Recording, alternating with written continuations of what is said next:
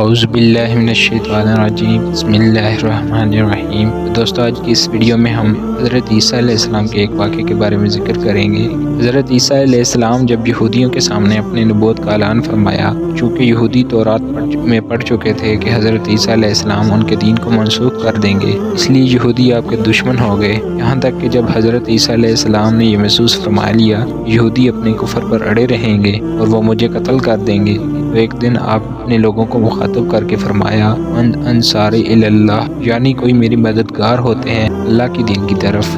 12 یا 19 سواریوں نے یہ کہا، ہم خدا کے دین کے مددگار، ہم اللہ پر ایمان لائے اور آپ گواہ ہو جائیں کہ ہم مسلمان ہیں۔ باقی تمام یہودی اپنے کفر پر جمے رہے، یہاں تک کہ جوش و دعوت میں ان یہودیوں نے آپ کے قتل کا منصوبہ بنا لیا اور ایک شخص کو یہودیوں نے، جس کا نام طوطیانوس تھا، آپ کے مکان میں آپ کو قتل کر دینے کے لیے بھیجا۔ اتنے میں اچانک اللہ تعالیٰ نے حضرت جبرائیل علیہ السلام کو ایک بدلی کے ساتھ بھیجا اور اس بدلی نے آپ کو آسمان کی طرف اٹھا لیا۔ آپ کی والدہ جوش و محبت میں آپ کے ساتھ چمٹ گئیں تو آپ نے فرمایا کہ اماں جان، اب قیامت کے دن ہماری اور آپ کی ملاقات ہوگی، اور بدلی نے آپ کو آسمان پر پہنچا دیا۔ یہ واقعہ بیت المقدس میں شب قدر کی مبارک رات میں وقوع پذیر ہوا۔ اس وقت آپ کی عمر شریف بقول علامہ جلال الدین سیوطی رحمۃ اللہ علیہ 33 برس کی تھی۔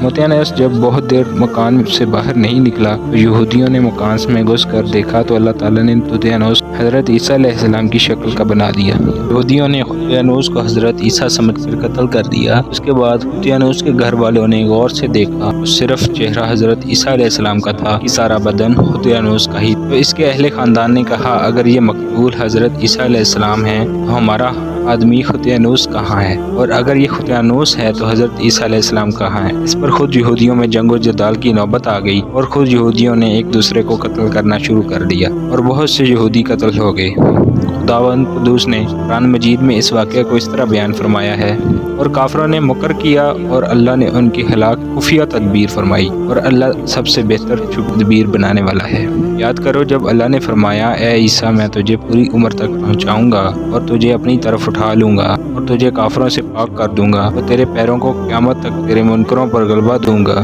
کہ تم سے میری طرف پلٹ کر آؤ گے، میں تم میں فیصلہ فرما دوں گا جس بات میں جھگڑتے ہو۔ آپ کے آسمان پر چلے جانے کے بعد حضرت مریم علیہ السلام نے 6 برس دنیا میں رہ کر وفات پائی۔ بخاری مسلم کی روایت ہے کہ قرب قیامت کے وقت حضرت عیسیٰ علیہ السلام زمین پر اتریں گے اور نبی آخر زمان صلی اللہ علیہ وآلہ وسلم کی شریعت عمل کریں گے اور دجال الدختر کو قتل فرمائیں گے اور صلیب کو توڑیں گے، اور 7 برس تک دنیا میں عدل فرما کر وفات پائیں گے اور مدینہ منورہ میں گنبد خضرا کے اندر مدفون ہوں گے۔ قرآن مجید میں عیسائیوں کا رد کرتے ہوئے یہ بھی نازل ہوا کہ اور بے شک انہوں نے اس کو قتل نہ کیا بلکہ اللہ نے اسے اپنی طرف اٹھا لیا